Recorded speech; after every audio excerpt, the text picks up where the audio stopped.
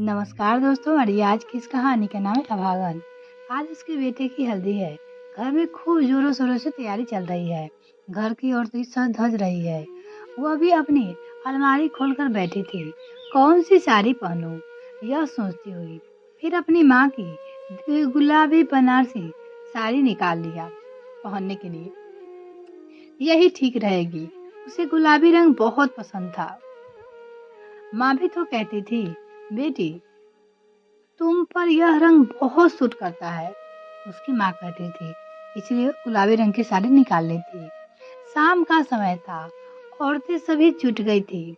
उसने भी गुलाबी बनारसी साड़ी पहन लिया था, साथ में माँ का दिया हुआ झुमका भी, हल्का सा मेकअप भी उन्होंने कर लिया था साड़ी के साथ। और आईने में खुद को निहारती खुश होती रही। काश काश आज अतुल रहते। हल्दी कुटने का रस्म शुरू हो चुका था। वो कमरे में अपने बैठी इंतजार करने लगी। शायद मुझे भी बुलाया जाएगा, आखिर माँ हो। उसे लग रहा था उसकी कि कोई तो उसे बुलाने आएगा। एक माँ के कितने अरमान होते हैं अपने बच्चों को लेकर, यानी अब बेटा या फिर बेटी को लेकर। मायके से भाभी भी आई हुई है। हल्दी कुटा रहा है गया है, बेटे को लग भी गया है उसके। और अब आशीर्वाद का चुमावन शुरू हो चुका है गया। बारी बारी से सारी औरतों ने जो भी आए थे आशीर्वाद का अक्षत भी दे दिया उसे। वो इंतजार करती बैठी रही कि कोई उसे बुलाने आएगा। किसी ने भी उसे नहीं बुलाया। अभागन थी ना वो। आंखों में आंसू आ गए उसके। भाभी को भी पहले ही कह दिया था, ठीक है, समय पे मुझे ही बुलाने के लिए वो कह दिया था। अम्मा जी से कहिएगा, पर पराये घर भाभी कैसे दखल देती, इसलिए वो नहीं कुछ बोली। और उसकी बात कोई मानता भी क्यों, आखिर वो उसकी भाभी थी। जिस घर में कहीं मायके वालों की अहमियत ही नहीं रही थी, वहाँ भला उसकी भाभी का क्या चलता। शुरू से ही अहमियत नहीं देती थी। पता नहीं उसका क्या नाम कुछ भी रहा होगा, पर ससुराल में वो अभागन ही थी। अपने ससुराल में कुछ साल पहले उसके पति, जो कि खो दिया, उसके पति मर गए। वो सोचती आखिर उसकी गलती कहाँ हो रही गई थी। शादी के 10 साल भी नहीं बीते थे कि एक दिन एक्सीडेंट में उसके पति अतुल चल गए थे हमेशा के लिए।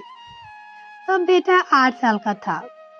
टोका टोकी तो ससुराल में हमेशा उसके साथ था, लेकिन उसके पति अतुल सहानुभूति के साथ रहने से वो हमेशा ही हंसकर टाल देती। उसके पति उसके साथ थे, लेकिन अतुल के यानी उसके पति के जाते ही वो अभागन बन गई थी।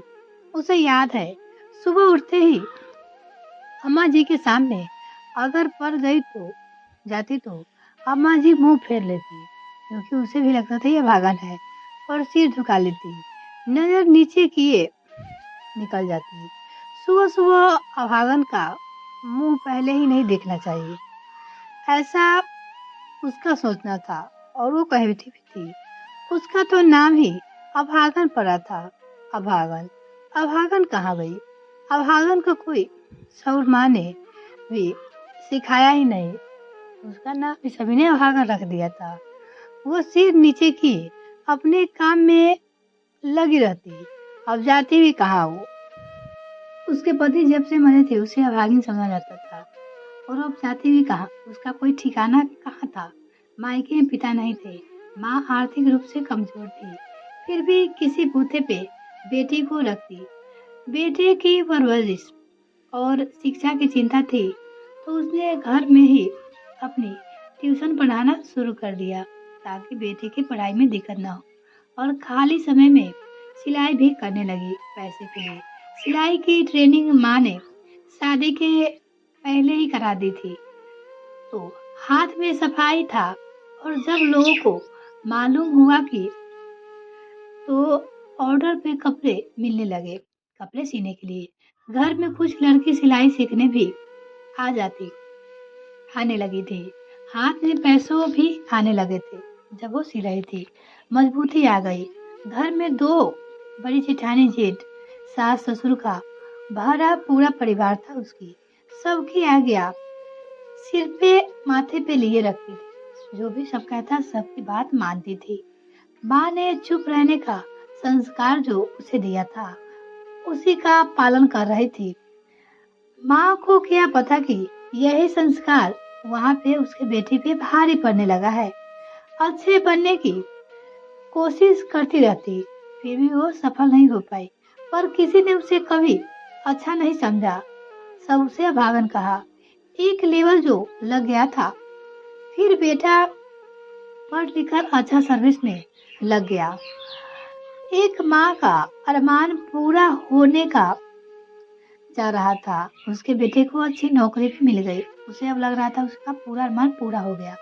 बेटू ने अपनी सहकर्मी कन्या को पसंद कर लिया था। बेटे को बीटेक था, कन्या को भी बीटेक थी। जोड़ी अच्छी थी, सुंदर शालीन लड़की। देखकर माँ ने भी हामी भर दी। उसे भी वो पसंद था। बेटे की पसंद अपनी पसंद। अब उसके जीवन में बेटे के सिवा और है ही कौन है। शादी तय हो गई। बहुत खुश थी। उसके बेटे की शादी तय हुई थी। वह बेटे का परखन सावन खुद करेगी, बहू की आरती उतारेगी। अब उसकी प्यारी सी दुल्हन लाकर वो निश्चित हो जाएगी। उसकी जिम्मेदारी भी अब खत्म हो जाएगी बेटे के शादी करने के बाद। खैर चैन की जिंदगी जिएगी अपने बेटे के पास। आज उसी की यानी उसके बेटे की हल्दी है, लेकिन किसी ने भी उसे बुलाया तक नहीं। माँ होकर भी बेटे को आशीर्वाद की अक्षत नहीं दे पाई। सोचा जाने दो। वो मन ही मन सोच रही थी। उसे सब अभागन समझ रही थी, इसलिए उसे कोई नहीं बुलाया। सबका अपना अपना भाग है और कर्म है। बच्चों सुखी रहे तो वह भी खुश रहेगी। हल्दी लग गई। किसी ने उसे नहीं बुलाया। वह भीतर से सब देखती रही। खाना भी शुरू हो गया था। बाहर किसी ने खाने के लिए भी पुकारा।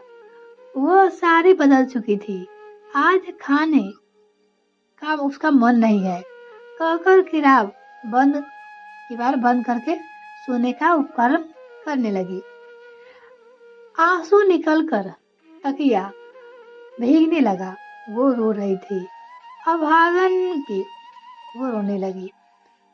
अगर आपका इसका नेक्स्ट पार्ट देखना चाहते हैं तो प्लीज़ चैनल को सब्सक्राइब कीजिए एंड वीडियो को लाइक ज़रूर करें और कमेंट में नेक्स्ट पार्ट लिख दीजिएगा। जल्दी ही इसका नेक्स्ट पार्ट लेकर आएंगे। तो मिलते हैं फिर नेक्स्ट में फ्रेंड। तब तक के लिए bye. Thanks for watching this video.